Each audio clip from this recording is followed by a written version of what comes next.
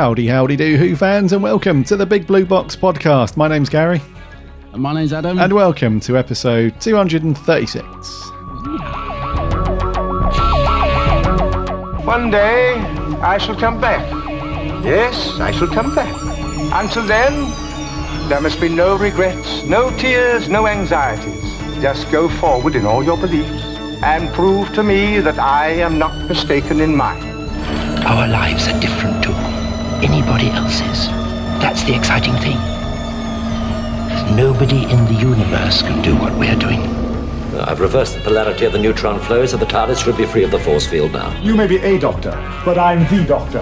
The definite article, you might say. The trouble with time travel is, one never seems to find the time. Change, my dear, and it seems not a moment too soon. Unlimited rice pudding, etc., etc. I am the Doctor! For now, for this moment, I am the Doctor again. The ground beneath our feet is spinning at 1,000 miles an hour.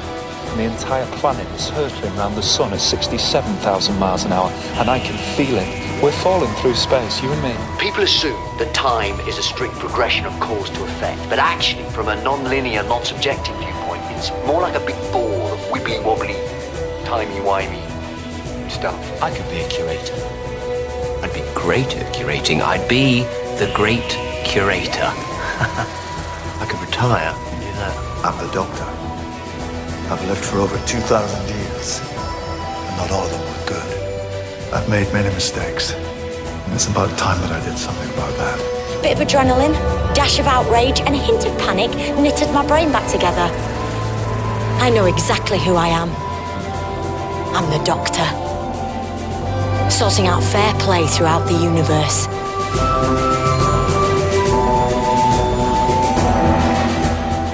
Howdy, howdy, howdy do, Who fans. I hope you've all had a cracking week and that you've all managed to do something Doctor Who related. Related, yeah.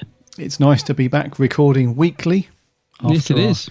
After our little jaunt where we all buggered off for a few weeks. Well, I did anyway. So it's good to be back doing it weekly. We've got some pretty cool pieces of news to go through. Quite light on merch, but we'll get through that and on to our review of The Leisure Hive. So it was a good opportunity for you all to get your season 18 Blu-ray box sets out, get those discs rocking, and watch the story itself plus some of the funny or hilarious features that Adam and I will we'll talk about a bit later on. But yes, episode 236. How have you been, buddy? Have we been up to anything? Yes, I've been good. Yeah, I've been good. Yeah, I've been working loads, but in my spare time, I did manage to fit in a little bit of classic Who this week. Apart from Leisure Hive, I have to say, just going back to the season 18 box set, it's still lovely just to get that set. It's such a lovely set. I brought it down and I was handling it all carefully, putting the, such a lovely set. But yeah, I also managed to watch a little bit of other classic Who this week. So there was a set come out, it's ages ago, called Lost in Time. I don't know if you've got this. I'm not even sure if it's still available. I have got it. So it was a DVD set, and it kind of, you got it, yeah. So it's a good set, and it's one I haven't sort of watched in ages, but because Faceless Ones was announced recently, I kind of fancied watching the episodes, the surviving episodes that are on this Lost in Time set. So I thought, I'll dig that out. And because I think there's only two surviving episodes from it. And it's weird because I must have watched them when the set came out, because I've watched everything on this set. But it was like watching it. It was like I hadn't seen it. It must have been so long ago that I watched it because I didn't remember any of it. So it was quite cool. So I watched the 2 episodes from that. And it's a great set, this. It's for anyone that's not got it. It's basically, so all the sort of stories that have got missing episodes, they basically put some of the episodes that they have got from them. So stuff like the Crusade episodes 1 and 3, Dalek's Master Plan 2, 5 and 10. I might watch them next, actually. Yeah, I might watch a bit of Dalek's Master Plan. It's got the moon base. Got some of the moon base on there, isn't it? It has, I said, Moonbase episodes 2 and 4, Faceless Ones episodes 1 and 3. That's what I watched. If I'd have had time, it's got the Evil of the Daleks episode 2, but I didn't have time to watch that, sadly, so I might watch that later. It's got Enemy of the World episode 3 on there, which of course now we have the whole thing back, which is pretty cool. It's also got the Web of Fear episode 1 on there as well, which we've got back mostly. Wheel in Space, and the Space Pirates episode 2. Now I do remember watching that and being incredibly bored. But so it's a really cool little set, this, and like I said, I haven't dug it out for probably years. I'm going to watch a few more of those. It's just the frustrating thing is because they're only sort of bitty, 1 or 2 episodes from the story, it does often leave you wanting the rest of it, if you know what I mean. But it got me in the mood for the Faceless ones. I'm actually really looking forward to that coming out now. Yeah. Yeah. So, I haven't had a chance to watch any of the other stuff. Oh, Celestial Toymakers on there as well. Only episode 4. God, in my mind, I thought there was more of that. But that was one I remember really liking. I thought there was 2 episodes surviving from that. Anyway, good little set, and it's got lots and lots of extras on there as well. So, Doctor Who Lost in Time. But that's the only other thing I've managed to do this week. No reading. Been far too tired for any books and all that sort of stuff. Apart from Doctor Who magazine, which flocked through the letterbox the other day, which is very much Pertwee inspired this month, because of course the season 10 Blu-ray set's out. Oh yeah. So that's a quite not a bad issue this month actually. I've been flicking through that. Have you ordered season 10? Yeah, I think my payments come out. I think Zoom have taken it, so it should be landing soon. Hopefully. What was the actual date for it? Was it the 7th or something like that? I think it's next Monday, which will be the official release date is next Monday, which I think is the 8th actually. Okay, the 8th. So, but normally Zoom. They send them out a bit earlier, so normally people who order from Zoom, they get it like the Friday before, don't they? So, indeed, yeah. Zoom are really good for that, actually. I think all the times that I've ordered from them before, it's the stuff's always arrived, because I've kind of shifted over to them, because I used to order everything from Amazon, because I thought, I've got Amazon Prime. If I stick Prime on there, they normally ship it out for launch day, which is fine. But Zoom, especially for Doctor Who stuff, I don't know, it always seems to arrive a day or 2 early. It's great. Yeah, I've started using Zoom. I've kind of really fell out of love with Amazon over the last couple of years. I think if you're not a Prime member, that I don't particularly like ordering from them unless I have to, really, because there's minimum charge. There's like a postage charge over a minimum spend, and it seems to take forever for something to arrive if I order it. As I said, if you're a Prime member, then yes, they're pretty quick. But because I'm not, I just find the service rubbish. I'm just not really a fan of Amazon these days. And their prices aren't anywhere near as good as they used to be. But this is what happens, once you get the monopoly. Remember when Amazon used to be so cheap? People used to go on Amazon. It's like, it's only a couple of quid on Amazon. Yeah, not now. Not now, mate. Their prices are pretty much same as high street stuff, and for a lot of things anyway. Not a fan. So Zoom all the way, mate. Yeah, and they're good, a good bunch of guys as well. Yeah. Okay, so you've watched a little bit of Who. Nothing too major. Yeah, that's it, mate. Yeah, nothing too major. What about you? What have you been up to? Yeah, I've had it seems to be quiet weeks every week for Who at the minute. It does. The only extra bit of Who that I've watched is because I had the season 18 box set out anyway. I sort of waved my finger in the air and stopped over another story from there. So I stuck Meglos on. Oh, wow. Meglos, yeah. Cactuses, yeah. The cactus, yeah. So that was interesting. It's actually, it's been so long since I've seen Meglos. Really long time. And it was interesting. I'm not going to say too much because we haven't done that one yet. But it was interesting to... We haven't done it, no. No, we haven't. To watch through that and, fighting over the old dodecahedron and all that. Yeah, it's an interesting watch. In a lot of ways, it's quite similar to the Leisure Hive, really, with two sort of warring factions over something. And Tom gets to have to put on a load of makeup in that as well, doesn't he? With all the cactus face that he has to put on, and he probably loved doing that. I'm just looking actually. Is Leisure Hive? Is this the first one from season 18 that we've reviewed? I believe so. So I think we're. Hang on, I can't find our schedule. Here we go. Yeah, I think from season 18, the Leisure Hive will be the first one from that season we've reviewed. I think it is. Yes.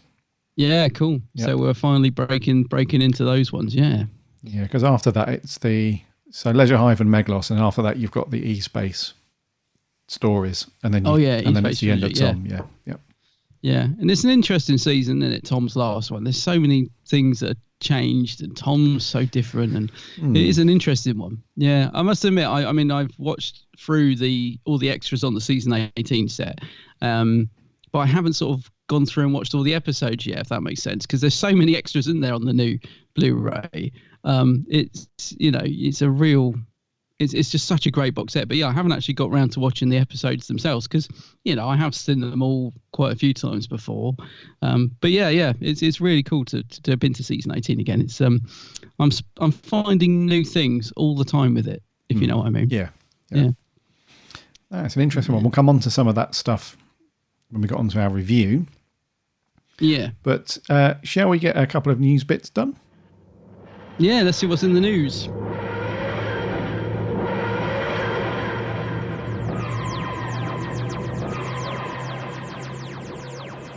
Big Finish. Happy birthday. Oh, not yet, is it? Not quite. Not quite. But those guys have got some good stuff planned for their 20th birthday.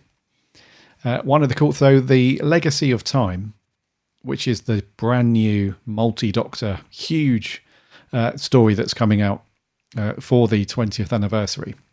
That's one of the things that they've got planned, which we all know about.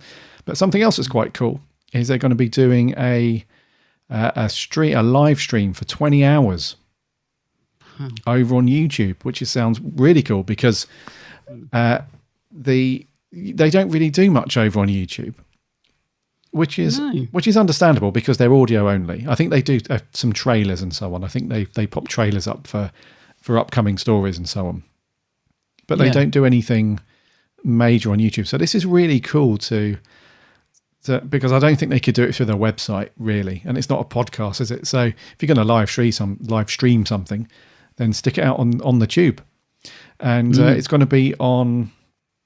It's going to be over 2 days, so it's going to be the 20th and the 21st of July, and on their YouTube channel they're going to put out 20 episodes of a range of Big Finish audio stories. They're also going to be video appearances from plenty of the Doctor's friends, apparently, from past and present, to join in the fun. And this will all go out via live chat enabled as well. So in a similar way that, remember when Twitch did their live stream of all of Classic Who? Yeah. And you had everybody chatting along in the live chat, and it was really good. It's going to be a similar vibe to that, I imagine. That's pretty good, isn't it? I like this idea. Yeah, it sounds awesome because it gets people, if people haven't dived into any Big Finish yet, it's a way to, for free, check out a load of cool Big Finish stories, and you can check out how good it is and the quality, and in not just the audio, but the actual scripts and the story writing. A lot of Big Finish is so good. So that's a good thing. And also, the other good thing is it's just really cool when you have a bunch of Who fans gathering together and just chatting about Doctor Who and all that stuff. So I'm really up for this because it's something that people can do anywhere. So you can do this at work, you can do it at home, or if you're traveling, whatever. As long as you've got a connection of some kind, you'll be able to stream this. And are you going to dip into this? Yeah, I mean, I think I am working that weekend, which is a shame. But no, I love this idea as well, because the good thing about Twitch was it, like you said, that sort of interaction with other fans. And it was great, actually, with Twitch to see so many people like getting into Classic Who didn't seem to have watched it before. It was like, this is the third Doctor's really cool. Oh, it's the first time I've ever seen him. And some of the comments in that with Twitch were brilliant. I remember it moved really fast though. It was so hard to keep up with some of the comments when I was watching that. But no, I think this is a great idea. Absolutely brilliant. I think with the Legacy of Time, I've just literally pre-ordered it 2 days ago, because this looks like a mammoth set, doesn't it? I must admit, I hope it's not too overcrowded. It looks like they've got everybody in it, but I thought it's a celebration of Big Finish, so it's got to be done. I think this is a cracking idea. I'll definitely dip in. I mean, when I get back from work and stuff, I'll put it on, see what story they're on, see what people are saying, and I think it'll be really good. I kind of miss the days of Big Finish used to have a forum where people could chat, and it was a really cool forum actually. That was on their website. Oh, years ago, wasn't it? Yeah. Yeah, it was before the last update, because they've just updated the website again, and it was a great forum actually. I know they said they had trouble monitoring it, but I never really saw it. You know, there was the odd sort of idiot that went on there and posted, like you get a lot on social media these days. Yeah. But there really wasn't a lot of that on the forum from what I remember. It was mostly just people who are really into their stories and chatting about them and stuff, and it was a great place to go. But it was really sad when they got rid of it, and I remember there was a bit of an uproar. But I suppose with Facebook you have the same thing, but I don't know why, but with Facebook and Twitter you seem to get more, I don't know, people just seem to, whereas on the forum it was quite sort of like a really good debate, and no one was sort of throwing insults. It was just a good chat. And I don't know, on Facebook and Twitter it seems to always go into the realms of that's step too far sort of thing. But it will be cool. It will be cool to see what people are saying. Hopefully some new people get into Big Finish as well. Hopefully. So, yeah, should be good. So the 20th and the 21st, Saturday and Sunday, 20th and 21st of July, over on YouTube. Just do a search for Big Finish, you'll see their official channel. And the good thing is, I assume, rightly or wrongly, that once this is done, it will just be on YouTube afterwards anyway. So if you missed it on the live stream, you'll be able to pick it up afterwards. So go check that out. Yes, and also, in the next bit of news, this is fantastic. This is coming up this Saturday, so Saturday the 6th of July at 8 a.m. Gosh, I have to get up early, but it does get repeated at 3 p.m. as well. There's going to be on BBC Radio 4 Extra, they're going to broadcast a special programme celebrating Jon Pertwee's birth. He was born 7th of July, 1919. He was born. Wowzers. Doesn't that sound mad? 1919. I did, yeah.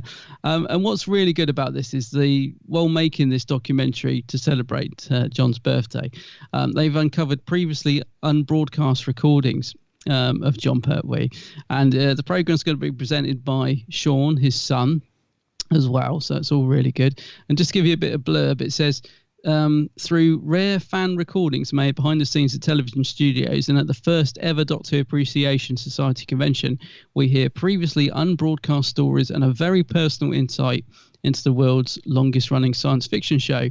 The documentary features the last time Jon Pertwee performed as Wurzel Gummidge alongside Una Stubbs, and this recording was left untouched for over 25 years and was located during the making of this celebration recording. There are also rediscovered recordings of Jon Pertwee undergoing the complicated makeup process of making the Wurzel Gummidge series, and a visit to a location. Where he visits a local radio station to take phone calls from enthusiastic children wanting to speak to Wurzel. So me and you love Wurzel Gummidge. So although there's going to be a lot of Doctor Who content in this documentary, it looks like it's going to be some absolutely fantastic Wurzel Gummidge audio as well. So I know you're going to love this. I'm going to absolutely love this as well. And it just sounds really exciting, and especially as the fact that Sean's presenting it as well. So Saturday the 6th, this Saturday, get tuned into BBC Radio 4 Extra for this nice celebration of Jon Pertwee. Yeah, that's awesome. Because Sean's such a cool guy anyway. So he really is. Yeah, it'll be really cool to hear him going through everything. Just a whole bunch of rediscovered stuff and little snippets that we wouldn't have heard before, and all that stuff. It's really cool. And talking of the Wurzel stuff that they uncovered, there's a really cool Facebook page. I think it's called Return to Scatterbrook. Oh yeah, I know that one. Yeah. I think they're the guys that made the Wurzel book that came out a year or so ago. Yeah. And they found this really cool video. It was a really rare recording of Jon Pertwee at the Royal Variety performance. You know, this yearly thing that they do. Yeah. And it was him as Wurzel. And it was a really rare recording. It was donkeys years ago. That's a really good watch if you can find that. Because he's such a good performer, not just in front of the camera that we've seen him in for Who and Wurzel and so on, but just on stage doing live stuff. He's amazing. He was such a good live actor as well. It's a joy to see. So he really was.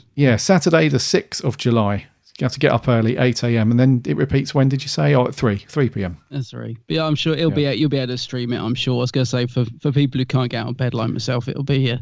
You'll be able to stream it, I assume. Yeah, there's also this thing, isn't there? The BBC have put together. They've collated all of their podcasts and radio shows into something called BBC Sounds. And apparently it's going to be on there for a month afterwards. So there's plenty of time to listen if you don't catch it live. But yeah, that'll be a good one. That will be good. Yes. Right, shall we see what our metal friend has got this week? How is old Dalek's at? Yeah, get him in. Merch corner. Merch corner. Merch corner. It's a bit rubbish, but it's pretty. It's very pretty. Well, there you are, young man. What do you think of that now, eh? A Viking helmet. I know, it's on the telly. It's everywhere. I don't know whether to be impressed or disgusted. Try work in a shop now, it'd help. Calendars. Who doesn't love... I'll tell you what, this is going to sound weird, but I actually look forward to what the next year's calendars are going to look like. Yeah. Because we have this rotation in our house anyway. One year I have the calendar that goes up on the kitchen wall. The following year my wife gets one and we go back and forth and so on. So at the moment it's my wife's one. Is it the fireman calendar? No, that was the 2 years before that. This year it's Harry Potter. Harry Potter, all right. Yes. So next year it's going to be my turn. So I did want to check out what the inside designs were going to be like for the upcoming calendar. And we've got a glimpse at the cover. Well, there's actually 2 calendars that have been announced, which are available already for next year. And they always do these 2, don't they? They do the desk block calendar, which is essentially a huge block of small... They're quite small little square. And you just tear one off every day, don't you? And you just go through the block. And then they do a proper hanging calendar that you stick up on the wall. And let me see if I can find the hanging calendar. So, what I will say is the hanging calendar is gone out. I'm not getting that at all. Oh, okay. Well, what's that one then? That one's gone out the window. The design for that one. I'm not being rude to whoever did the design for it, but. Yeah, it looks terrible. Does it? Hang on a minute. I need to find the links. I've just... Yeah, okay. So it looks absolutely terrible. So there's 2 places that you can see this and order. So the first one is obviously Amazon. If you go to amazon.co.uk, we'll put a link to this in the show notes as well. If you head over to Amazon, you can get it there. But you can also go straight to the producer of the calendars, which is a company called Danilo or Danilo, DANILO.com. And you can order from there as well. Which is the one you don't like? What's the cover? I'm trying to find it. So the wall calendar is the one that I'm really not too fussed on because, like I said, it just looks dreadful. Right. Normally, some of these wall calendars, well, the ones that I've seen in the past anyway, some of the previous year's designs look really cool.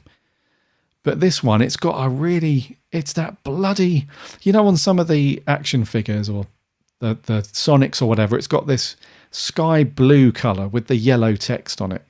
Yeah. It's in that kind of design, but yeah, I just cannot stand that blue and yellow colour scheme.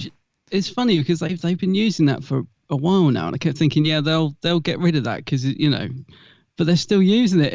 Yeah, it's because like the blue and silver that they sometimes use, like on the block calendar, I think works much better. Yeah, that's what I was going to say. On the desk calendar, the block one, they've gone with the slightly older design with that dark blue. It has got like a yellow stripe, but it looks a bit nicer to me anyway, and that looks quite cool. So the block desk calendar, the ones that you tear off, that actually looks okay. And you can see again on the Danilo, I hope I'm saying that right, the Danilo website, you can see some of the designs for the pages and they look really cool. Like for January, the first page, for January the 4th and the 5th, you've got William Hartnell and he's in front of looks like some Gallifreyan symbols and there's space and so it looks really cool. But the hanging calendar, the wall one, no good, mate. It's no good. Have you seen it yet? Have you got the link?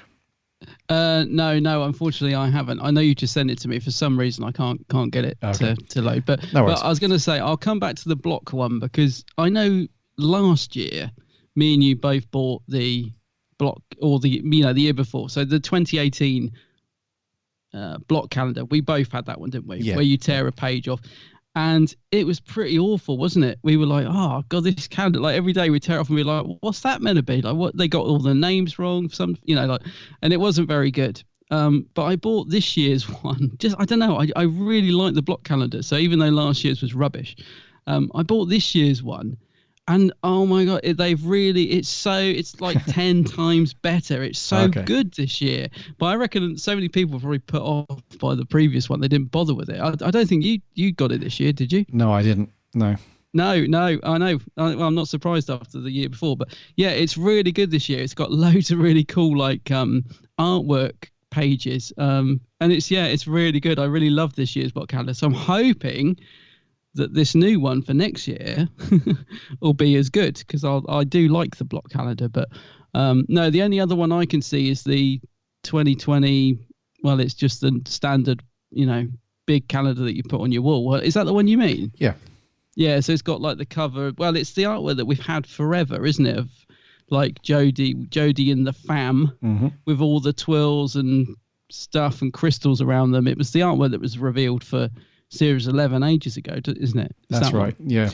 Okay, I can see it. So the thing is with that is I actually like that artwork, but this calendar to me feels like this should have been this year's. It feels really out of date if this is the cover they're going with. This surely is the Series 11 calendar. It doesn't, it's probably Chibnall just not giving them any new promo stuff, I assume. But yeah, I don't know. I don't mind the artwork itself, but it just feels a bit stale. If that's the 2020 calendar, we've seen that picture so many times. It's like, yeah. Well, there is that. So the cover, like you say, it's last year's or last season, whatever you want to call it, which in itself looks wonderful. We've said that before, but it's the inside designs for each month that's just terrible. Oh, is that what? Yeah. Oh, I see. I haven't got that on my screen. I've only got the cover. I see what you mean. Right, yeah. Gotcha. So as an example, January, you've got Jodie up the top there. You've got almost a full length image of her, and then you've got a big image of her face, which is next to that, with these very dodgy, rough looking yellow crystal shapes. And then in the bottom right hand corner, you've got some of the crystals from inside the new TARDIS.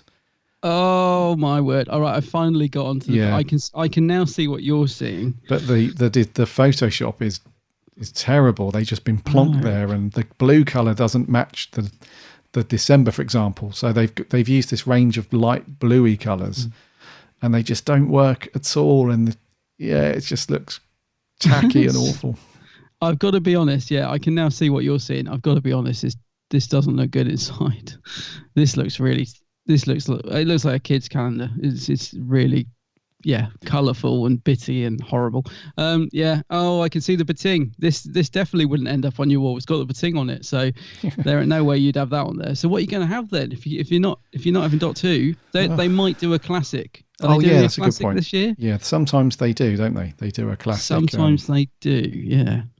Yeah, I think they are, but we've got no cover for it. If I'm looking at the right thing. Yeah, I'm not sure, mate. So it's going to have to be the Wars then. Have to go with Star Wars. It's a bit strange how they because they used to just do a Doctor Who calendar with all the Doctors, but now they seem to separate the first 12 Doctors and have one just for Jodie's Doctor now, don't they? They did that last year and they've done it again. It's a bit weird. It's almost like that's for the classic fans and this is for the new fans. It's like, we know there's a divide, so we'll do two calendars. It's a bit weird. Do you know what I mean? Rather than having 13 Doctors in one calendar. Maybe it's because there's only 12 months. I don't know. Who knows? I'm sorry, Doctor Who. Yeah, but I've just had a look on their website for the Star Wars one, and they've got a classic themed Star Wars one, which looks brilliant. So it might have to be that one. Sorry, Doctor Who. But. Well, I'll get the I'll keep the. I'll get the block one just to keep us in the loop. Yeah, well, I'm going to get the block one because the block one looks nice. Hopefully it's good, Hopefully, yeah. So that's calendars. So if you want to keep yourself organised for next year. Yeah, I mean, the wall calendar, it does look great if you're in the age bracket of, say, 5 to 12. Yeah. If you're in that bracket, then you'll love it. But for the rest of us, it looks, I don't know. Anyways, we'll put the link in the show notes of these, but just go to Amazon or Danilo.com and you will find them. So that's it for news and merch. It's on to review time. We're going to zip down the time vortex to Argolis for our review of... Well, let's go to Brighton first for a really, really long panning shot. So it is, of course, the Fourth Doctor story, The Leisure Hive. Tonight sees the start of a new adventure for Doctor Who. Tom Baker returns as the intrepid time explorer whose travels take him to the Leisure Hive, where the science of tachyonics is spectacularly demonstrated. It's got to be unreal transfer. Why has it got to be? Because that's the only way to manipulate solid objects. What if I told you this part of the galaxy doesn't discover unreal transfer until 2386? Then how's it done? I don't know. Don't worry, ladies and gentlemen. Everything is under control. Or nearly everything. Warn all security guides to be on the alert for 2 unidentified visitors. Description: 1 tall, curly-headed humanoid in the company of young humanoid females. Doctor Who embarks on a new series of bizarre adventures starting tonight at 6:15 on BBC One. Doctor Who. Ooh. Don't you just love those really old BBC trailers or adverts? Yeah. Well, they talk very well. Coming up now, it's the Doctor Who Big Blue Box podcast. Yeah, it was back in that sort of late 70s radio voice still, wasn't it, on those ads? I love them. Nostalgia. Yeah. Anyway, not that I was alive, but actually I was born the year this came out. Also, first, if you... Oh, were you? Yeah. I was going to say also, if you watch some of the... You know, like when the Doctor actors used to appear on like Swap Shop or an interview, any sort of interview show back then, they all speak in this very... And they talk about it themselves. They're like, they all talk in this very posh BBC... voice, don't they? I'm trying to think, is it Nicola Bryan or someone? I don't know. They all do it though back in that day, and I've heard them talk about it now, saying like we kind of everybody just sort of spoke in that way back then, and they find it strange to listen back to themselves that they're talking like this. Hello, so yeah, it's just it's the way it was. Everyone talked posh. It was. Whereas now, like mate, we all talk like this, don't we? We're all like, oh yeah, I watch EastEnders, great, innit? We all talk like that. Yeah. Yeah, I think I prefer the poosh, to be honest. But Anyways, yes, The Leisure Hive. It was first broadcast when I was 8 months old. Wow. In August of 1980. It was a 4-parter. It was written by David Fisher, directed by Lovett Bickford, and it stars Lala Waters Romana, Tom Baker, obviously, as the Fourth Doctor, and almost a cameo, I would say, from John Leeson as K9. Yeah. Yes.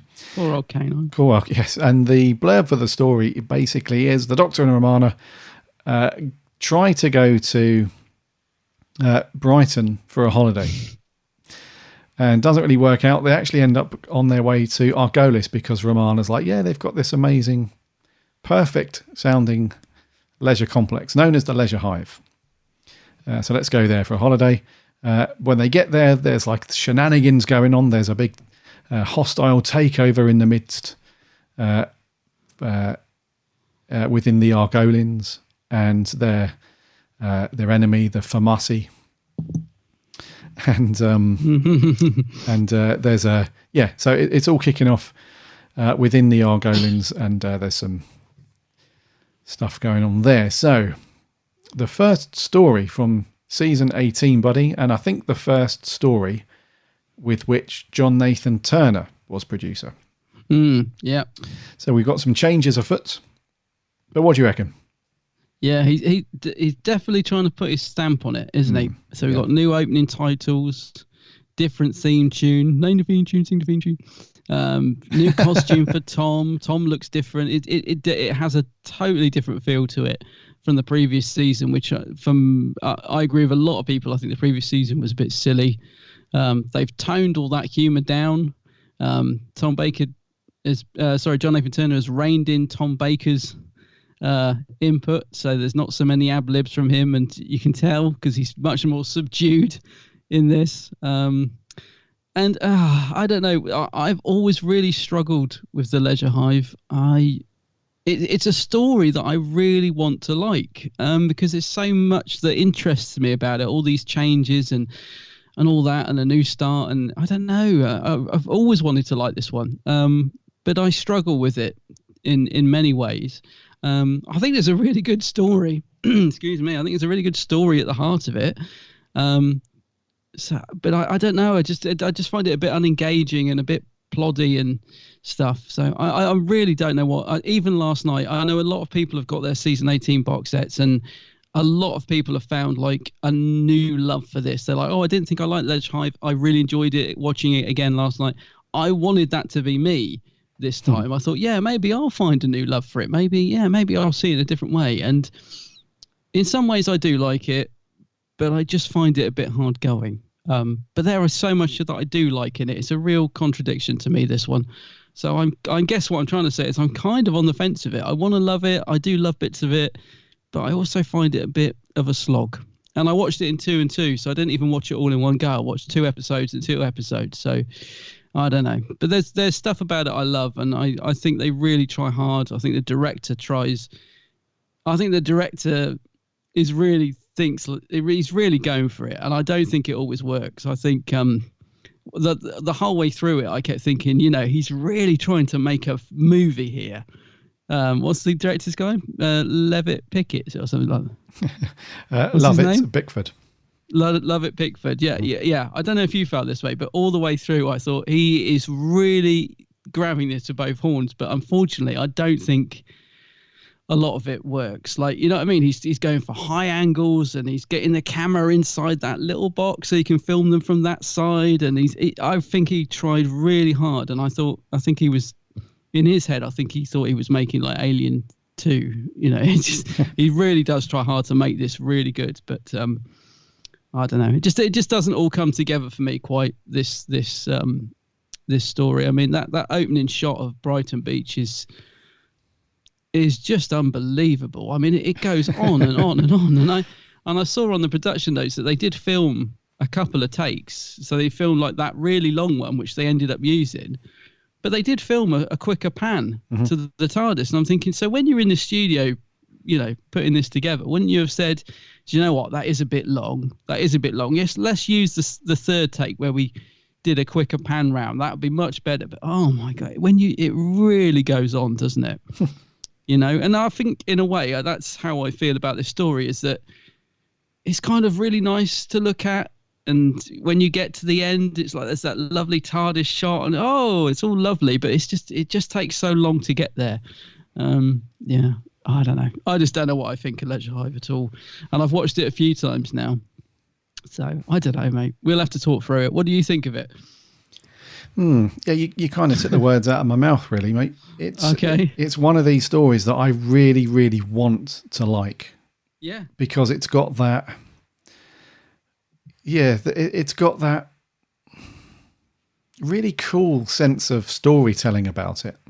You've got this political thing going on. You've got the science stuff in there. You've got, it's got some good stuff, but I just get so distracted at various points in this, to the point where it's frustrating to me, because I'll get like sort of 10, 15 minutes through each episode, and because my brain switched off, I then annoy myself because I'm thinking, what happened just then? I have to rewind a few minutes now. What did I miss then?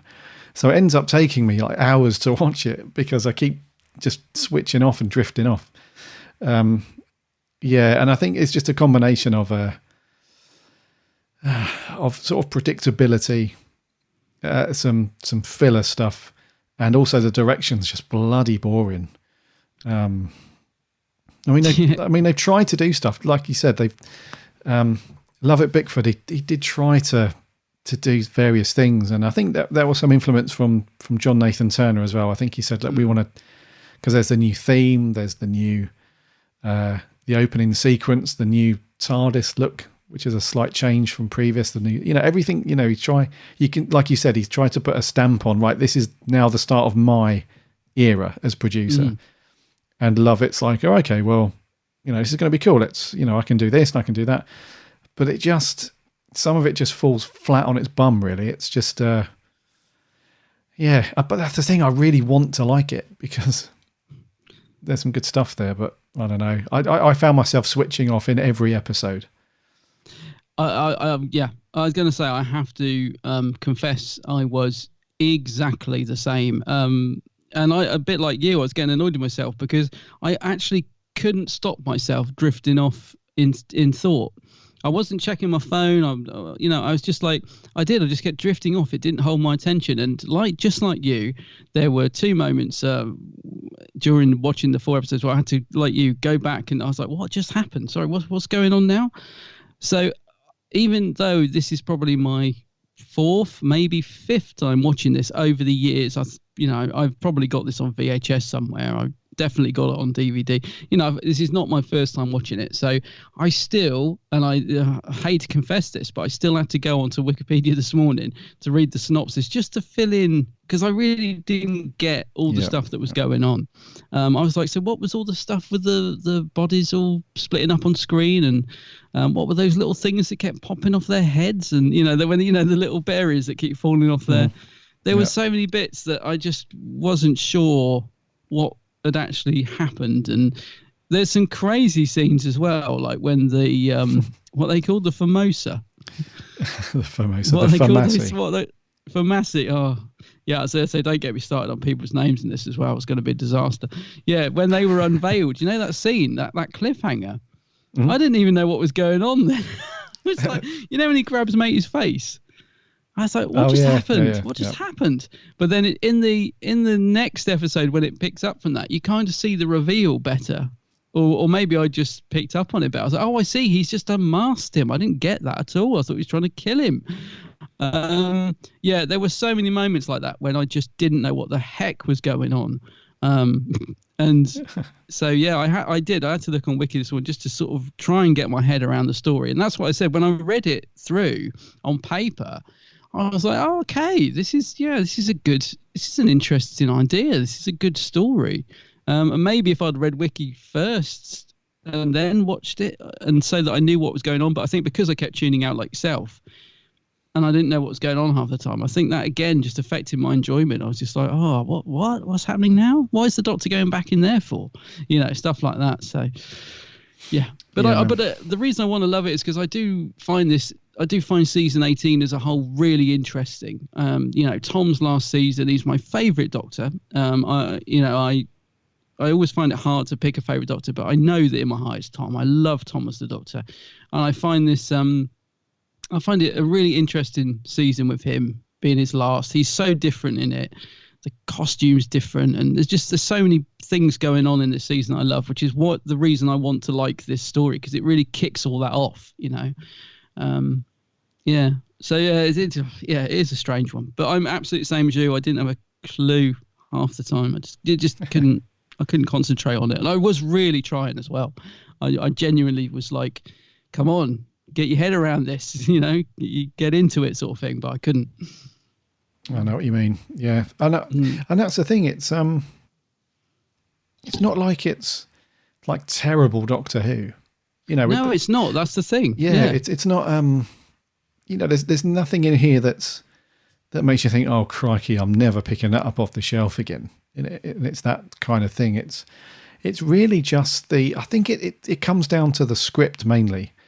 I just think that there isn't enough quality in the script to keep you coming back, because once you get into episode 3 especially, you kind of go round in circles a little bit until the end. Yes, you do. You have this have this thing where the Argolians are. There's this thing, isn't there, where they're sterile after all the wars with the Famasi. So their only way of surviving is to prolong their life, which they're experimenting with this tachyon stuff. Yeah. So that's cool in a way. The idea of that's very cool, but then how you actually get to the conclusion, you actually go round in a few circles. So you have who's the woman who takes over from Mina. So when Mina, she takes over from, what's his name? He dies fairly early on. Who's the leader at the beginning? Oh, the guy, yeah, because that again, when the little cherry pops off his head, and I'm like, what was that? And then he dies. Yeah, Morix. So Morix, he's the guy who's in charge. He's the chief exec. When he dies, Mina takes over, but then that just repeats itself. So she then starts to get old. And then it's like go around in circles, right? Well, she's going to be rejuvenated, but she can't do that until the science experiments have been cleared. But they can't do that until the doctors can help, the Dr. Romana, but they can't do that. And, and then we go around again. So it kind of loops itself a few times, and it would be nicer as well if there was a little bit more in the way of sets as well, because what I found was walking through those white corridors. I mean, it looks kind of cool. It does look cool, but it just felt a bit claustrophobic as well, because we go through there's a few corridors as you would expect, but then you have like the main chamber, I suppose, with the old helmet hanging down from the middle, whatever that helmet is, something of whatever it was, the helmet of Theron, I think it was. And then you've got the science room where they're doing experiments. And then you've got like the hangout room where people are just watching what's going on. And, where Pangol... That one with the big globe in it. Yeah, where Pangol, he's like demonstrating the cool, his limbs come off and his head comes off and he's...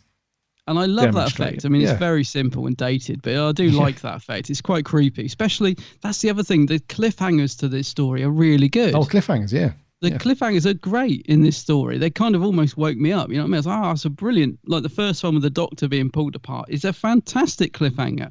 And the second one's good as well when he comes out all old. And it's like, there's great stuff. I think in a way it's weird because in the previous season, the humour for me definitely was too much. And I think they were right to tone it down. But I think they went too far, because I think one of the things that would have made this story more enjoyable for me anyway is if it just had a little bit more of Tom's humor in it, right? Just not too much. I think they were right to rein him in, but it does seem to be missing. If you think of like Robots to Death, which is a great story and it's really serious most of the time, it does have some lovely moments, what you might call Tom moments, doesn't it? Would you like a jelly baby, or shut up and all that, all those lovely little scenes. I think if we had just a little bit more of that in this, because the only one we really get, and it almost feels like an ad-lib, I don't know if it is when he gets accused of murder and Tom says, or the doctor says, well, arrest the scarf then, or whatever. And that's a lovely moment. And I thought, that was, that's fun. And it kind of brought a smile to my face. I think we could have done with just a couple more little bits like that. And, maybe a bit more of that sort of charm between the Doctor and Romana, which again sort of brings us on to where we are in production, because Tom and Lala clearly aren't getting on at all in this story. I think this is the one where famously Tom won't even look at her, and I did notice that in a lot of this. When he's saying his lines, he just won't look at Lala. He's like staring straight ahead. There's a very frosty atmosphere between the two actors, which unusually really you can tell on screen. So like we've said before about Tom and Louise Jameson famously not getting on at the time, but on screen you probably wouldn't know. They work brilliantly together as the Doctor and Leela. But I do think in this story you can tell that Tom and Lala are just not getting on, and it just feels frosty. But also the script doesn't help, because there's no real nice little moments between the two of them that we've had in previous seasons. So absolutely right to tone down the humor, but I think they just perhaps reined it in a bit too much, because the guy who wrote the script says in the documentary that he had a lot of the humor cut out. And I was thinking, well, what did he have in there? David Fisher. Yeah, he said all the little jokes and things are all taken out. And I thought, well, they should have left a couple of bits in, because for me, I think that's what's missing. Really, it's a good story.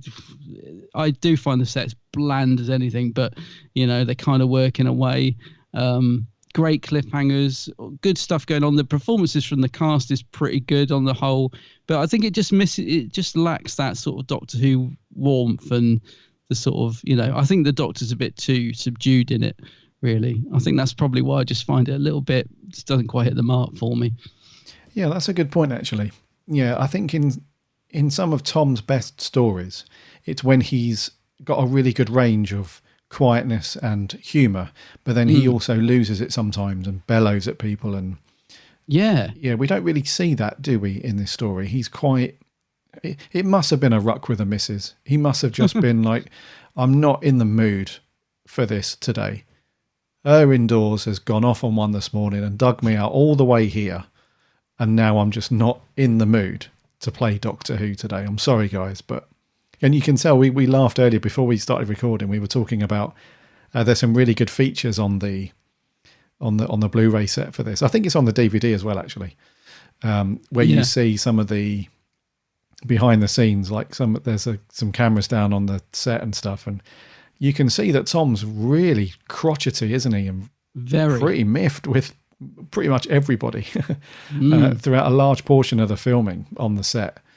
And that comes through on camera, unfortunately, quite a lot, because he himself just looks like, don't get me wrong, he's good still, he's always good. You can tell he's professional, but just, you can tell that his I don't know, his personality is just dumbed down a little bit. He's just not in the mood to sort of give it, 110. He's just like, I'll turn up and I'll do what I need to do. But I don't know. There's just something about the way he is, and don't get me wrong, it's hilarious watching him shout at people and throw stuff, and it's hilarious to see now. But I could imagine at the time everyone was like, "Oh God."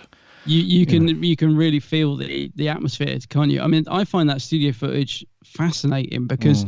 Yeah, Tom's he's very grumpy on that studio footage. There's the bit where he throws the helmet and he swears. He's like, I'll throw this effing prop then, shall I? And you can just feel the other actors are just like walking away, let him get on with it.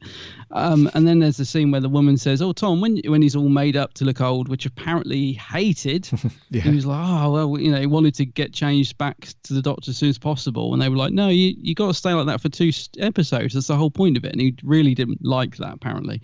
But there's a scene where, floor manager or whatever says, Tom, when you come out, can you, this woman says to him, can you just like look to the left and right before you say your lines? And he just glares at her. Just glares. And I mean, it just really doesn't look happy. But the other thing I find fascinating about that studio footage is not just seeing him being angry and seeing that side of Tom, but it's just the professionalism in him is still there, because there's that scene where he's swearing and throwing the prop, and then as soon as they say action, he switches straight into... He's back, yeah. There's no sort of fluffing his lines or, oh, hang on, I want to do this again, I'm having a bad day, or, oh, I'll just forget it, or none of that. He'll sort of he seems to be sort of fuming underneath the surface. But then as soon as they shout action, I mean, you watch it, he's straight into the role and saying his lines, and I just found it amazing to watch him at work, even though he's clearly... not very happy at this point. I have heard people say he was a bit unwell during season 18. I've never been quite sure what was wrong with him or what he had, or what, I don't know when people say he was unwell, or I don't know. But let me tell you. But but it is amazing to see him just switch from his clearly unhappiness on set to going into I'm the Doctor mode. Just at a flick of a shout of action. It's quite something, actually, especially the old man scene. He's straight into it. Yeah, he is professional still. He's definitely professional, but just very, I should imagine, very uncomfortable to be around on set when he's like that. Yeah. For the other actors, And also, we've seen up to this point, previous to season 18, we've seen some complete belters of stories from Tom. Yeah. So we've already seen potentially the best of Tom before this point, arguably, depending on your opinion. But prior to this season starting, we've already seen like some of the most amazing stories from Classic Who with Tom. So when you see him like this, it's like, we can see what you can, with the right script, and when you haven't got a grump on, we can see how amazing you can make the story and almost carry it, if you like. But it just felt like there was just, I don't know, like some of the scenes where he's not in it, they're actually quite upbeat in a way, and they're quite good. But you can just tell that there's a feeling that when he's on set, that everyone's just a bit, I think it's a combination of fear and sort of treading on eggshells. Everyone's a bit like, well, I don't want to say the wrong thing because he's going to shout, or, you know, and I don't want to do this because he's going to lose his rag now and we're going to have to do the scene again and stuff. So, yeah, I mean, it's fascinating to watch behind the scenes. Anyone that's not watched the features on this one, give it a watch, because it's just incredible, because you would never think that all the hoo-ha that happened before they yelled action was actually going on. You just thought that everyone just turned up and everyone was, you know, having a great old time making a show. Yeah, a show that they love, and it's all good. But no, it's the difference is night and day, especially with Tom. Yeah. But anyway, let's talk about some story stuff. So I know that we're in agreement with the fact that it's a little bit of a slog to keep up with mentally. But did you think that the overall concept, because I found it to be okay in a way. I mean, it's something that we've seen a few times where the Doctor arrives and there's already two factions or two races or species, whatever, two lots of aliens in war or have just finished war. And now it's like peace negotiations. But then there's like the people that are underhanded, that don't agree with the upper echelons, so they're staging their own thing against whatever. I just wished that there was more stuff around that, because I think what happens at times is you have these monsters like the giant bugs, the beetle things, the Famasi that are there that don't represent the Famasi in per se. They're like a kind of separate little group that are on Argolis, and they're going to try and sort it out on their behalf, sort of unofficially. But you just don't see enough of them. You see like their hand on screen a few times, and, you know, the odd person gets killed, and it's not until right at the very end that they reveal themselves, and then they start talking, and then you find out, you know, what they're about. And then you've got the character Pangol, who's one of the Argolians. He was actually created from the generator, wasn't he? He wasn't born, he was created. And then he's going to make his own clone army, and he's going to take on so you've got like the officials, if you like, the governments of these two races, and they've just finished war and they're negotiating peace still and all that stuff. And then you've got underneath that you've got Pangol, who's going to build an army and just crush them. And then you've got the Famasi little group that, you know, he's trying to, because there's like an offer, isn't there, from someone on Earth actually, because the whole point of the story initially anyway is that the Leisure Hive is just close to bankruptcy, because there are other holiday locations around the galaxy or the universe that offer much nicer experience and stuff. So there's like an offer to buy them out. So you have all these like different streams of stories, if you like, but it all seems to get overshadowed by this kind of, they really want to push the science part of it at times. Yeah. You know, they really want to go ahead with this tachyon thing. That's probably down to Chris Bidmead, probably. Well, yes, I was going to say, because yeah, he was, they hadn't hired him at this point, had they, as executive producer, but he was responsible for the story. He's a script editor, I think, on it, isn't he? So he probably had a bit of input into it. Yeah. So you can tell a mile off that Chris, you know, the science part of it is front and center, but I just really wish that they would have reversed that. You know, I really wish that the science part of it maybe would have taken a back seat, and we would have had the Famasi reveal themselves earlier on in the story, and then more of a to-in and throw-in between them and Pangol and him wanting to build his clone army, because it's right at sort of partway through episode 4 that all kicks off, and it's like, this is getting good now. But and then, you know, it's short-lived, and we find out it's the Doctor that gets cloned, which is quite funny. And then that's it. And then they're off. So I'd love to have seen that all at like the end of episode 2, maybe. I don't know. What do you reckon on like the concept of the story and stuff? Yeah, I agree with you, because it is weird. I found the ending a bit like, you know, when it all sort of finished, I was like, oh, is that it? They come out, and the guy's been turned back to a baby, and then they just sort of say, oh well, we're off now, bye bye. Yeah, so it did feel like a bit of a sort of quick wrap up with that. I'm not sure how I feel about the Famasi though, because I don't think they look particularly good. So I'm thinking, I don't know if I don't know. In theory, I'd like them to have come into it sooner, because I agree with you. I think there was a good sort of story to be had between those fighting fractions.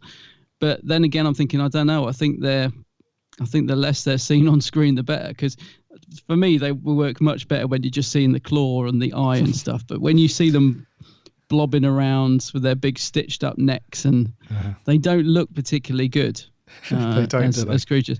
And it's weird, because I think they're really trying to, and J&T and the production and the director and everything, they're really trying to push Doctor Who into the next level with the story. You can tell that they're like, right, come on guys, let's we're not doing any of that stuff anymore. We're gonna push it to the next level. Doctor Who's not gonna be laughed at anymore. It's gonna be a serious show, and then you've got these aliens that come out looking all like a man in a baggy sleeping bag, basically. It does sleeping bag.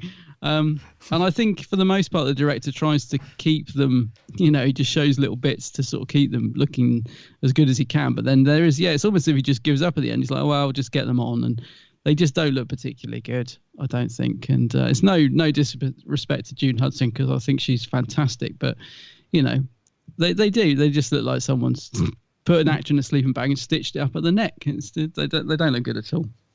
So yeah, I agree. I would have liked to have seen more of them if they looked better, but they don't. So I don't really want to see more of them. And like a lot of classic Who aliens, they don't move very fast either, due to the limitations with the costumes. So they kind of amble around and. Yeah, they do, don't they? Just really sort of amble around. Yeah. The only good bit is when they're grabbing the guy's face. That's pretty creepy. That the cliffhanger to episode 0, I thought, oh, well, they look nasty. They could have somehow filmed them more a bit like that. I don't know.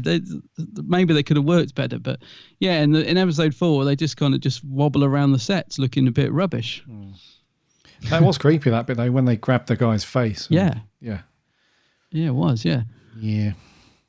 What do you think of old? Oh, sorry, go on. Go on.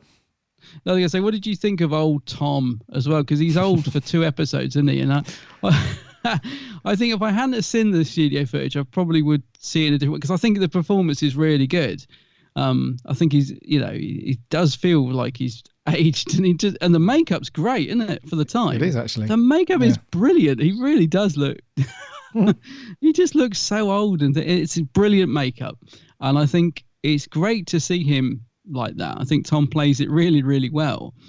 But I think it would have been more of a contrast if we'd have had him a bit more doctorish before, like we were saying earlier, but not gags every 2 minutes, but because he's already subdued in this story, he sort of goes from being subdued to even more subdued. I think, it's a shame he's a bit more doctorish and then goes to this. Would have been a bit more of a contrast, if you know what I mean. But I do think he's really good as the aged Doctor. I liked that. And I'm glad that he didn't get his way of turning straight back in the next episode. I'm glad he was kept old, because it did make it more interesting, I thought. Oh, for sure. Yeah.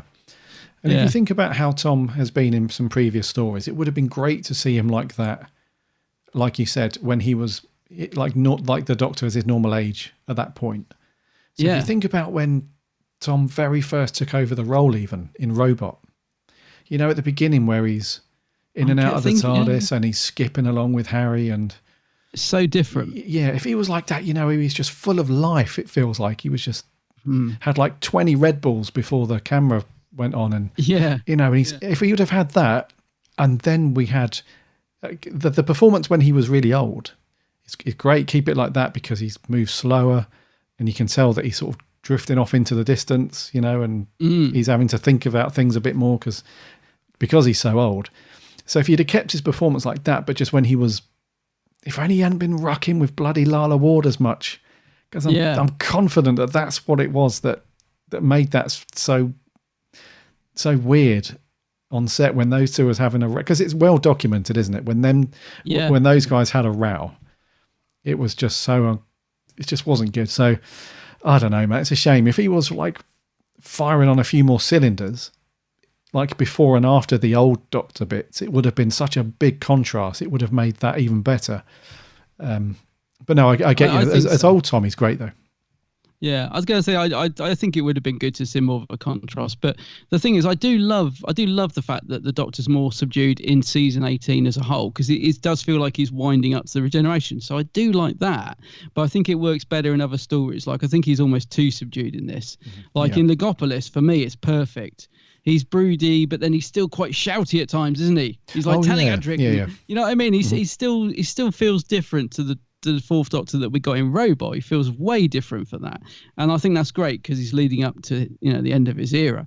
But in this, he's just it does feel like he, for want of a better phrase, can't be bothered. I was going to say something else then, but we're a founding point. It does feel a bit like he's not really firing on all cylinders, and like I said, that could be because he wasn't feeling well. It could be because him and Lala weren't getting on. It could be all of those things, and also him and J&T were clashing a bit, I think. So there's probably a lot of reasons for it. But to me, it's just a bit too toned down in this one. But it works better in other stories, I think. That more subdued Doctor. And it goes well with his costume, doesn't it? It's weird, like with McCoy, they change the jacket to a darker brown and the Doctor gets a bit darker in character. That kind of works. I feel the same with Tom as well. I really like the burgundy costume, but I like the fact it's only for the last season, because I just think it really suits the Doctor that he's playing at that point somehow. In the same way McCoy's sort of a bit darker when he gets the darker jacket. Right. But I'm quite like the burgundy. Quite like the burgundy scarf. It does look cool, actually. I mean, it's obviously not as hat. It's not as which iconic. He only wears in this one, doesn't he? Yeah. Hat, yeah. But the burgundy scarf and the coat and stuff, it's not quite as iconic, is it, as the multicoloured version? No, not quite. But I really like it. It's a great, it's a great design, and it suits him. Yeah, there is something about like sort of subliminal, isn't there, about when you tone down the Doctor's attire. That does, I suppose, it's meant to represent their sort of darker feeling or a darker direction they want to go in. But I'll tell you one thing I did notice as well is how many blimmin' layers was he wearing? He must have been baking in that shit. There's one point when he's sort of down to his waistcoat and shirt, and then he sort of gets dressed, and he's like, "Oh, pass me my jacket, Romana," and he's got a jacket under a scarf with a waistcoat and a shirt, and I'm like, blimey, the man must have been baking under all of that, I've never noticed before that he's got it looks like he's got a waistcoat and a jacket and then that big jacket on top. From what I could tell. I mean, I've never really noticed that before. I just thought he was wearing a big red coat. Well, maybe there was no heating on the set because it went so far over budget. J&T got a right telling off from the BBC bigwigs. He said, like, what the hell? Like, the first story in, and you're so over budget. So maybe they couldn't afford to put any 50p's in the heating meter. Maybe that's why it's wrapped up so much. Oh, crikey. This doesn't sound like the production went well at all. Not at all. It doesn't. Because I remember when I watched this first time and reading some things on the wiki about it, J&T really, basically, in the land of TV, I suppose, crap rolls downhill. So if J&T gets told off by the bigwigs, then J&T needs somebody to tell off. So that has to be the director, doesn't it? So I remember reading that J&T was so furious that he had got a telling off, that he had said to Bickford, "Look, you forget working on Who again. I can't have you back here." He never did he? No, he never didn't have him back again. No. And also, talking of his direction as well, I know we, talk about the long opening shot of Brighton Beach, but there was another shot in this which I've never really noticed before, but we get it a couple of times. And I think I was sat there thinking, does he think he's making 2001: A Space Odyssey or what? Because there was this shot of this model spaceship sort of docking or something. Twice. It seems to go on for blimmin' ever. And it's such a rubbish model as well. I was like, at first I couldn't even tell what it was. And do you know the bit I mean? It just went on and on, and I was like, what's happening here? And we see it, I think, nearly 3 times. Thankfully, the second and third time we see that same model shot, they don't show it for as long. But my goodness, the first time we see that model shot, it feels like it's going on forever. And I just kept thinking, like, what is going on here? Has someone forgotten to trim this, or is he trying to make it really epic? You know, it just didn't work at all.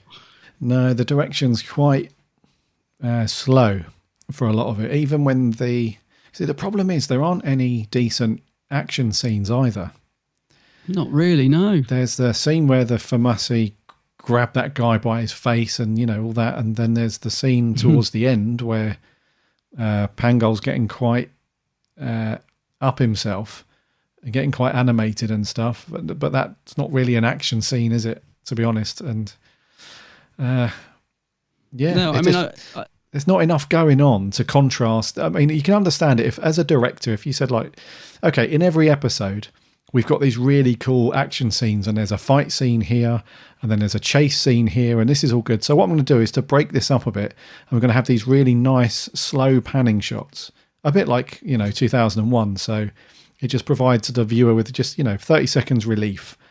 But the problem is there's none of that stuff going on. It's just a lot of walking around and sciencey talk and political talk, and that's it, really. It's quite wordy, isn't it? It is quite wordy. And I mean, to be fair to Love It Bigford, I think in a way he's trying to do something different, but for me, it just doesn't personally work. You know, as I said, I do feel like he's almost going for that sort of Space Odyssey, really slow. You know, like Stanley Kubrick is just such a great director, but that's fine if you've got the visuals. Like the stuff in 2000 Space Odyssey, there are shots like that go on forever of a spaceship and, you know, and people walking towards camera, but they're visually stunning, you know, so you can get away with it. But with this, it just doesn't work. But I feel that's what he was going for. I think he's trying to put that sort of, because the music as well, you know, the incidental music in it, you know, it's so different. You know, poor old Dudley Simpson's been given the chop. So Peter Howell comes in and does the music for it. For me personally, I love Dudley's music. Absolutely love Dudley's music. But I do also really love Peter Howell's music in this. That's one of my pluses for the story. It's a bit over the top at times, and I think there's a bit too much of it. But I really like the 80s score that this one's got. I think it helped keep me, you know, engaged in it when I was engaged in it. So I do like the instrumental music, I have to say, as much as I miss Dudley. But yeah, that kind of works with the direction. I think I can sort of see what they're going for. You know, that sort of Space Odyssey sort of feel. I think. Yeah. Did you like the music, or was it a bit too 80s for you? I don't mind this one, actually. I think from this point onwards, I wouldn't say. I like you. I think I prefer Dudley's music a little bit more, but this isn't bad at all. It's quite enjoyable. Yeah, it's pretty good actually. It's just not quite as quirky as Dudley's music, because his music it threw like a few curveballs at you, like these strange sound effects that you know. Where this one's a bit more run of the mill, you know, sci-fi, because it's done by the Radiophonic, isn't it? From here on. So yeah, it's a good mix. It fits well, but I loved the end. I mean, there's a couple of good bits when there's sort of like the drum build up and stuff. I thought, this is quite good stuff actually. I loved the end, the very last piece of music before the credits kicked in. It's sort of there's like this swirly sound. I thought, some really nice 80s synth sounds in this. So I quite liked the music. I suppose we did have quite a lot of Dudley for many years, so it's not a bad thing to mix things up a bit, especially as they want to take it in a new direction. So I totally get that. But I quite enjoyed the music in it. Yeah. And what about the new theme then? Because I really like that theme. It's nice. I have to say, I do like it. It's it is a synth. I mean, I don't know. The version before is so iconic, and I think it is the best. But yeah, maybe because I kind of grew up with this theme. I mean, this is the theme I remember. Yeah. I do actually really like Peter Howell's version of the theme. Yeah.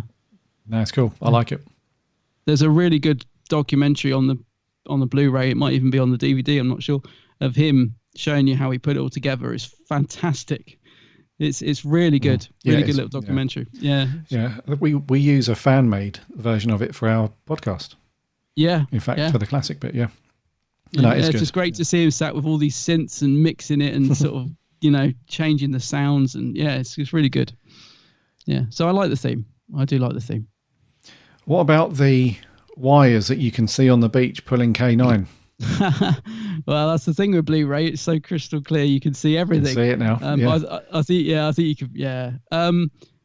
I feel a little sorry for K9 because I love K9, but I get why they wanted to write him out. It's very interesting hearing J&T talk about the reasons for wanting to get rid of K9 and the sonic screwdriver, because it does make me think maybe, the new series people should listen to what they're saying, because I agree with him in many ways. As much as I love K9, he's just saying you can't just have these things that just get you out of situations every 2 minutes, and it's just become too much. So, but I kind of feel like if you want to write him out, just write him out. Don't keep blowing him up and making him ill and all these stupid things that we get for the next 4 episodes until they write him out.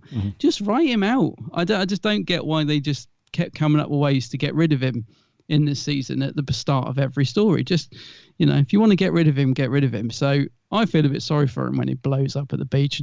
It feels a little unnecessary, if you know what I mean. Just, I don't know, just drop K9 off at the beach or say goodbye to him. Don't keep doing all these things to him every week. It's he gets his head knocked off, doesn't he? And I don't know, all sorts of things happen to him in this season before he finally goes. And poor little tin dog. And he doesn't get to do anything. It's just a shame, I think. You just feel like they just wanted to to lose the tin dog. Yeah, but I just wish they'd just done it instead of having all this silly stuff every week that we get. But yeah, hey, I mean, it is ridiculous, isn't it, him going into the sea? Of course, yeah, you wouldn't do it. But anyway, yeah, but poor old K9. And Lala's like, it's like a Hammer horror moment, isn't it? Where she's like, K9! Yeah. It's a shame because... Yeah, and I mean, John... Yeah, I mean, in this one, I was just going to say, in this one, he gets these little cameos where he just gets beaten and tortured. And then at the start of Sarah Jane, he just gets shoved in the cupboard because he has to go and do something else. So he always seems to pop up and we think, K9's going to see a bit of action. But then they're like, no, we want you to know that he's around, but we don't want you to know that much. Just leave him. Yeah, right. And I always feel a bit sorry for John Leeson as well, because I mean he left the series for the season before, so we got a different actor doing the voice, whose name I forget. And then they said to John, "Oh, can you come back for the last season?" "Oh, right then." And he just doesn't get to do anything really. But also I do feel sorry for him because Tom Baker says in the interview, that he's like, "I hated K9 and all this sort of stuff." And I think, but when you watch the behind the scenes, like and like the read-throughs they used to have for these things, like Tom and Lala and John, they seem to be having they really seem to get on well. And I think, that's a shame, because if I was John Leeson and I'd been doing all that stuff and then I hear Tom say, "Oh, I hated K9," I'd be thinking, it's I'd still take it a bit personally. But anyway, yeah. Poor K9. Poor old K9. Yes. And talking to the Sonic, that's been in better shape. Yeah, I noticed that as well. It was all bent. It's all bent and like someone's thrown it in the car on the way and sat on it. I reckon Tom did that, and he's probably sat waiting to do a take, and he's just letting out of it for us because it looks like if someone's got it between two hands and just bent it in half, doesn't it? Yeah, it looks awful. Looks terrible. Yeah, we only see it like once, don't we? It doesn't. Yeah, it's only a short. Yeah, it's not overused like now, but yeah. So it does look in doesn't look in great condition. It's seen better days. I mean, fortunately, they have rebuilt the TARDIS for this episode onwards, so that's a bit of a strange one. Because it's funny. For me personally, I feel like they should have just rebuilt the TARDIS in the wood effect. And had a proper wood TARDIS that they just looked after a bit more. So I believe this one was made from this one, it was made fiberglass. This was made out of this fiberglass. Yeah. And it's funny because it still looks like in that, even in the very first shot, I remember thinking, the TARDIS looks a bit like the doors aren't quite shut properly and it looks a bit battered. And then I find out it's a brand new prop and I'm like, what? Exactly. Yeah. It would have been much better to just rebuild it in proper solid wood and then just look after it. But then, they've built it out of fiberglass and painted it somewhere. And then when they've moved it around and then transported it and then moved it around again on the set, it's just battered again. So you've gone from, a rickety old thing to another rickety thing made of different materials. You haven't actually accomplished anything in making it look like, a brand new season and a new TARDIS. It's weird. And it is thinking of that as well. So it's a brand new prop in this, and I'm thinking of the state of it in Legopolis. Oh, the windows crikey, are all broken. Imagine, remember that? Or is that the old prop that they? Oh, I don't know actually. Maybe that's the old, because there's 2 TARDIS in the Legopolis. Maybe one's the old prop made to look like the new one. I don't know, but they look battered by Legopolis. Both of them, from what I remember. Like the windows are all brown, and like you can always tell the glass panels seem to. They go from like being all glass panels to being 2 glass panels and a bit of cardboard, don't they? In the windows of the TARDIS. You know what I mean? Sometimes you get close at shots, you're like, what's happened to the windows? So yeah, I don't know. It certainly doesn't look new, but apparently it is. Yeah. Talking of TARDIS windows, just very quickly before we wrap up. Yeah. Our long-term listener and reviewer, Sammy, from Down Under, she tweeted me the other day, and I didn't know the answer, but maybe some of our listeners might. She put a picture on from the Dalek invasion of Earth. Actually, in the Planet of Giants as well. A picture of the old black and white TARDIS, and the windows on the right-hand side, they angle inwards. You know, like on some cars where they don't have a proper window open, you just sort of pull the window and it creates... Yeah. And she's asking why the TARDIS windows were like that, because we don't see it in any other story, to my knowledge. So the windows on the front where the doors are, they're like perfectly flush with the door, they're straight. But on the 2 windows on the right-hand side, around the side, they're sort of angled inwards. It's a bit like they're on a hinge that you can pull inwards if you want to get some fresh air. Yeah. That's what it looks like. So I don't know the answer as to why they're like that, if it's a prop error or if that was an early design feature that was just taken out very early on. I'm not sure. But if anybody knows, let us know. I think it's an early design feature, mate. I think it's just they never really bothered to open them. But I think it's intentional. As I said, I don't know. So someone out there might want to correct us, but I think it was a design of the TARDIS. It was because I think it's supposed to be like, I think real police boxes might have done that, where you could just open the window a little bit, let some air in. So I think I don't think it's a mistake. I think it's supposed to be like that. I just don't think they open them very often, so you don't see it on screen much. And also, I'll tell you who would know, Clayton Hickman. Oh, Clayton. But yeah. I think I'm right in saying, and again, someone might want to correct me, but I think I'm right in saying that Jodie's TARDIS has that feature, but we haven't seen it on screen. I'm almost positive. I'm almost positive I saw when we were sort of building up to Series 11, they've done that thing with the TARDIS windows, but we haven't seen it on screen. I think. I don't know. I'm sure when when she comes in and the box is inside, I think you can actually see the windows can do that. But yeah, so it's a TARDIS feature that doesn't get used much. I think you're right, mate. Yeah. Yeah. So, Sammy, I'll send your tweet over to Clayton Hickman. He'll know. But he'll know. We're guessing. But yeah. But anyway, just wanted to throw that in there. So, is there anything else you want to bring up, dude, about this story before we put a score on it? No, not really. Just a quick bit about the cast, because I won't remember any of their names. But I thought on the whole they were pretty good. But I do like David Haig as an actor. And I know this is kind of early days of him, so far from his best performance, but I do think he's a good actor, and it's good to see him in it. But he's a bit OTT at times. It's probably not his finest hour, but I still think he's good in it. So I just wanted to say I like David Haig in this. But I thought all the cast overall were, considering they're under those walnut whip hairdos, I thought they were giving quite good performances, really. There was no one, there was no one in this that I thought was bad in terms of acting. I felt like the cast were taking it seriously, all of them. Nobody from memory stood out as being bad. I even liked the sort of villain type guy who looked a bit masterish to me. What was his name? You know the guy I mean? The guy who turns out to be one of the green sleeping bags. I've forgotten his name. Was it Hardin? No, not Hardin. He was a scientist. Brock. I thought I'd remember it because he had quite a good. Yeah, he had quite a good name. It could be Brock. I think it's Brock. Yeah. He looked a bit like the Master. But I thought he was quite cool as well. I'm sure as well. Am I going mad, or did I hear the Master / Magister mentioned in this? I meant to go back and check. I'm sure I heard that mentioned in episode 1, and I was a bit like, what? The Master. The Master? What? I don't know. I may have got that wrong. I did zone out a lot. Sorry. Yeah, me too, mate. Yeah, maybe. I don't remember, but yeah, I don't know why. I'm just sure I heard that mentioned. Anyway, yeah. Overall, I thought the cast was pretty good, and I liked David Haig losing his mind and being reduced to a baby at the end. I thought was pretty good. Yeah. I know why you like David Haig is because in the same year he was in Blake 7. He's in Blake 7 for an episode. Yeah, I can see through you, mate, like a sheet of glass. Yes, he's in Blake 7. He's been in loads. He's in Killing Eve recently as well. He's a great. Yeah, most people are remembering from what's that comedy series, Ren Atkinson, the police one. Oh, The Thin Blue Line. The Thin Blue Line. Yeah, he was the sort of police officer in that. And we don't have time for fannying around. That's it. Yeah, him. Yeah, that's him. Yeah. He was amazing as that.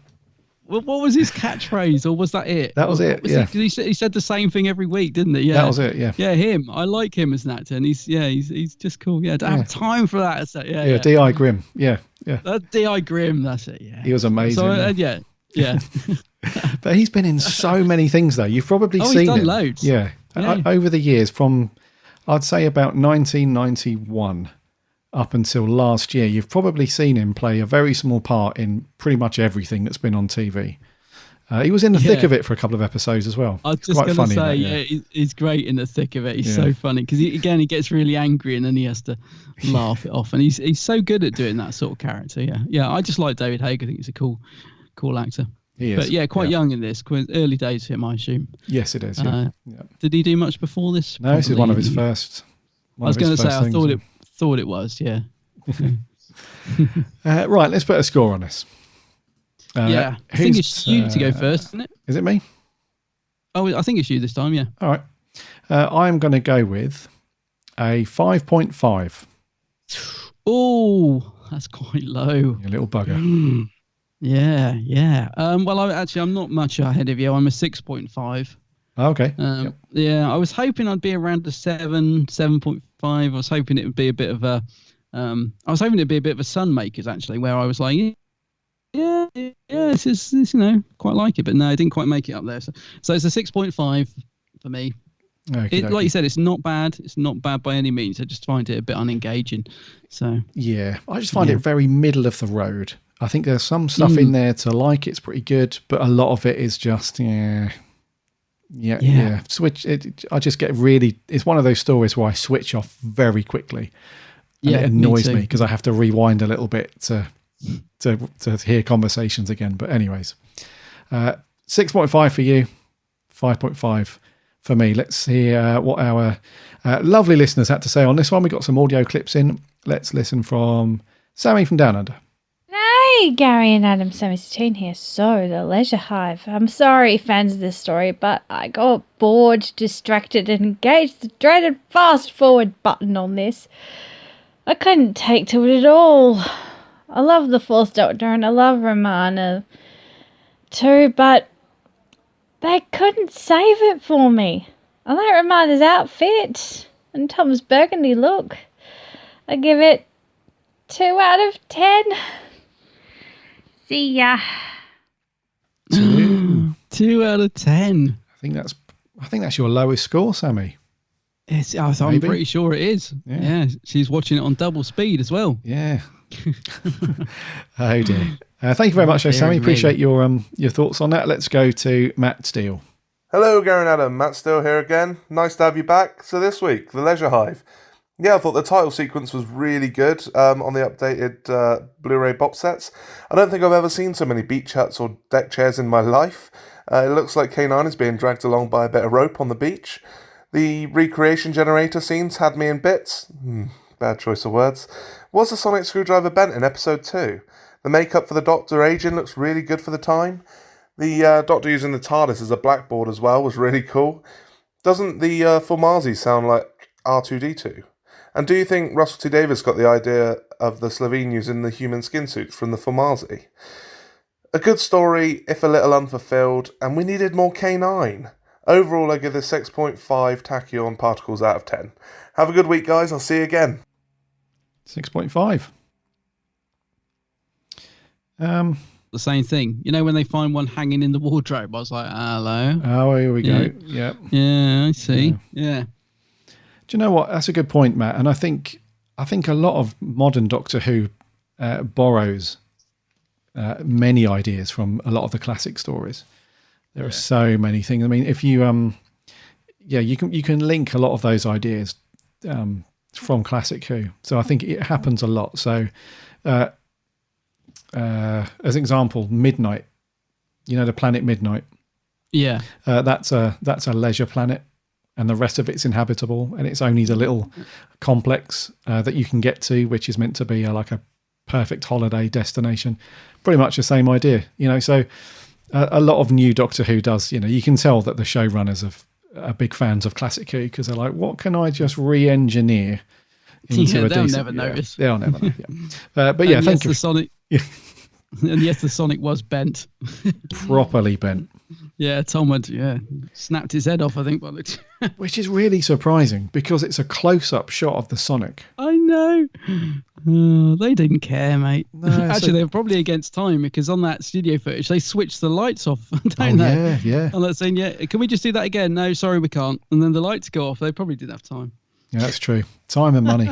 They didn't have any of it back in the day. So hilarious. There we go. Our last audio clip. This is in from Lewis Palmer. Hello to the Big Doctor podcast. Leisure Hive. Yeah, and, at a point in time, this was my least favourite Doctor Who story, like, ever. I even made a video on my YouTube channel calling it such, and, like, going through why I hated it so much. I regret that video now, because since when the season 18 set came out, I watched it and I thought, yeah, this really ain't that bad. The direction is gorgeous. It's really ambitious for classic Doctor Who, and I can't believe it's something I've never picked up on before. But the shots are so ambitious, and that really shines through here. The story itself is quite interesting. Tom Baker is actually, considering season 18, he's known for being grumpy. He's actually quite jovial in this one. Yeah, it ain't that bad. It's never going to be one of my favourites, but it's a solid sort of, 5-6 out of 10, I guess. See you next time, guys. Jovial? Lewis, you need to watch the behind the scenes. Jovial, yeah. Yeah. Thank you very much, Lewis. Interesting thought. I think...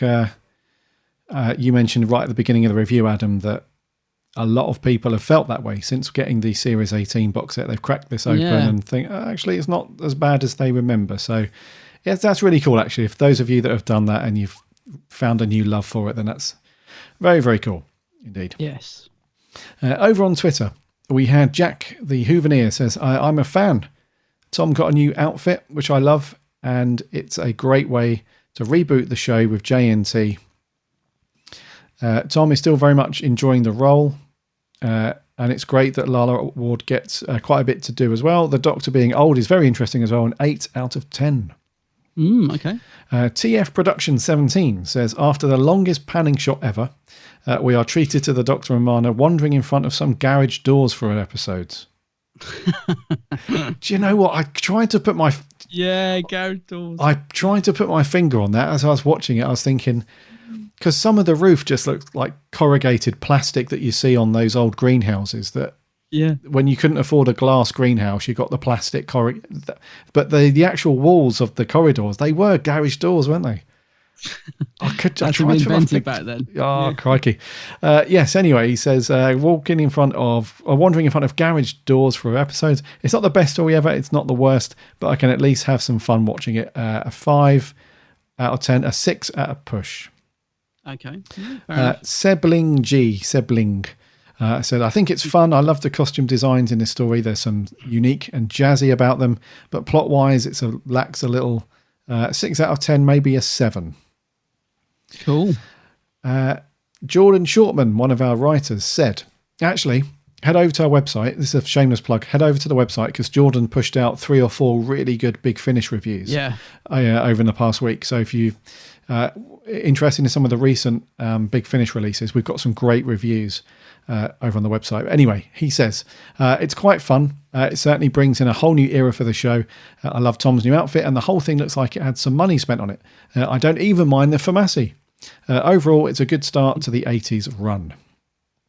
Mm-hmm. Edward Giluli says, a reasonable story, although arguably the worst of that particular season. 6.5 tachyon particles out of 10. Who else have we got? Sarah, the Running Hoovian, says, I thought it was a good concept and the story did hold my attention throughout, but upon reaching the end, I did question why. It was all very bizarre. Not a story I'd reach for or recommend, I'm afraid. It was very funny to see a white-haired Tom compared to now, though.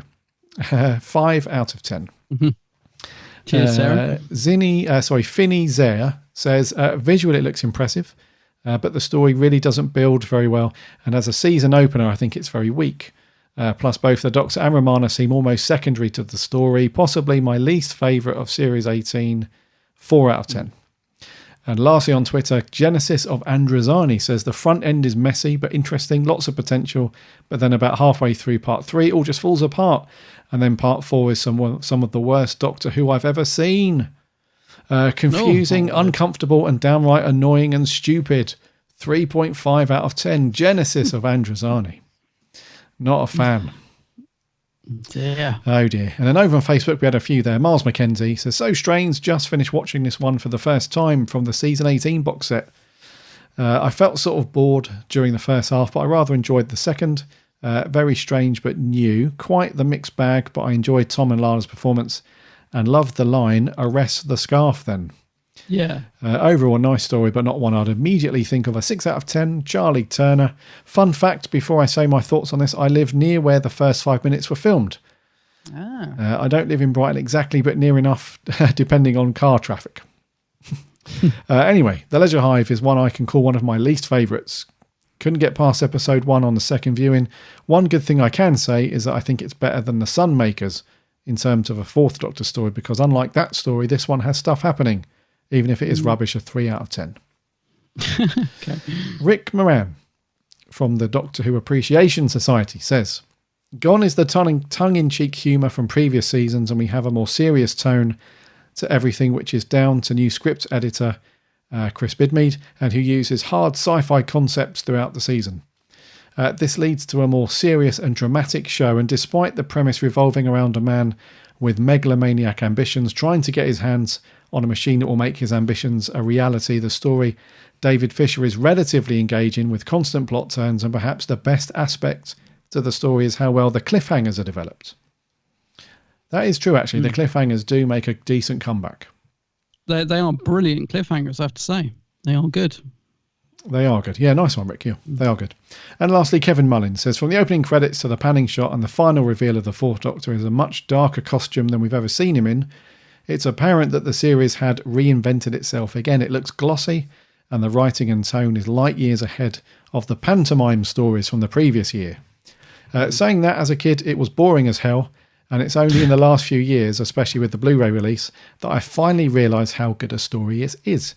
The obvious tension between Tom and Lala is palpable. They can hardly bear to look at each other, and I can't begin to imagine how difficult it was working on set. Overall, a solid story. 7.5 shiny helmets of Theron out of 10. Great stuff.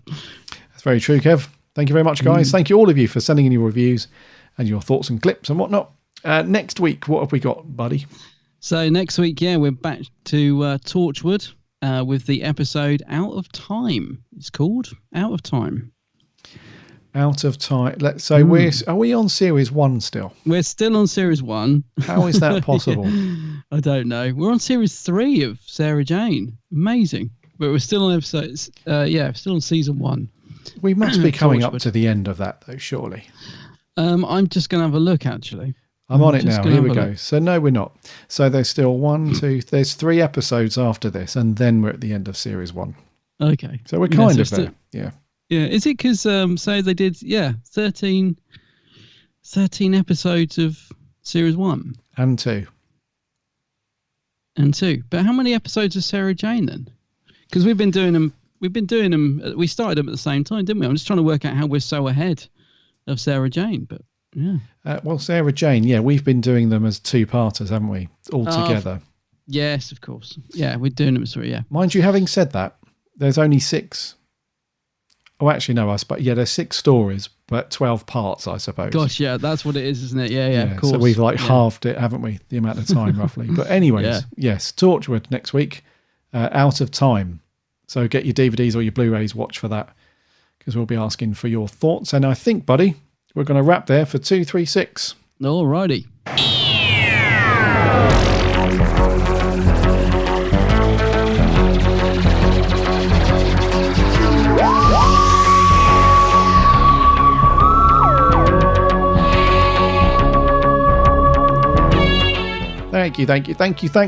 Thanks muchly for listening to episode 236. It's been great talking through some really good news coming up. So the Big Finish 20-hour live stream over on YouTube, and the really cool Jon Pertwee centenary